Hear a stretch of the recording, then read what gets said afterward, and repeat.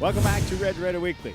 Well, senior Nick Popescu made an immediate impact last year on the Red Raider squad, transferring in from Howard Junior College. He's continuing the trend in 2011. Let's take a look at our player profile. That's a bomb. On a team riddled with underclassmen, senior Nick Popescu is a bright spot on head coach Dan Spencer's young squad. It may not show up in the stats, but at the end of the day, the Flower Mound product brings a much-needed veteran presence to the dugout. Well, Nick's a very good leader, and Nick is not he's not vocal in a group situation, but he does hold court and talk to groups of players and do those things. But the one thing Nick is, and you always know you're going to get maximum effort plus energy, and he's always ready to play. If he's not starting, he's ready. Pops, as his teammates refer to him, came to Texas Tech as a junior in 2010 and made an immediate impact in his first season, starting 49 games while finishing the campaign batting a respectable .324. Those are the perfect situations when you recruit a JUCO guy and he immediately, and you recruit him because you need him to play now, because it's hard.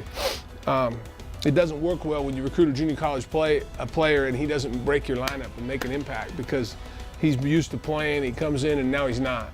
And they have a harder, because they're older and they've had some success and they've had a taste of playing every day in college baseball. When they're not playing, it's a bad deal. So Pop, it was the perfect situation. We had a hole and he played really well and filled the hole and filled it well. But jumping up to Division I play takes some hard work. Yeah, it's not easy. I had Joey Kenworthy just kind of brought me the way. There's Chad Bettis, Jeremy Mayo, just kind of the guys that were there last year. Just kind of showed me the way on how to act and how to just be ready, just getting all the work in before practice and after. Just like I would tell the young ones this year, the fall is the most important part of the year because that's when you get ready for the spring. Spring's just going out there playing. You don't get to practice as much as you can, and just the fall is what you take advantage of and every opportunity you have in the fall. An opportunity to play is what he had at Howard, helping lead his team to a JUCO World Series championship and a 63-1 overall record in 2009, something not lost on his head coach. Well, I think that, he's been around winning clubs. He's been in big time. He's been in big environments. He's been in games that, you win this game, you get to move on. You win this game, you get to move on. And those games are big, and those games are hard to play in until you've played in a few. It was a great experience there. It taught me a lot about just baseball in general and how everything does happen for a reason. And I took that from Big Spring, where Howard College is at, out to Lubbock, Texas, and I absolutely love the fans out here in Lubbock, just West Texas in general. They treat you amazing, and just taking it one game at a time and just going from there. Now in his senior season at Tech, Pops has become a mainstay in the lineup, but Coach Spencer struggles to put his finger on just who he reminds him of. Popescu?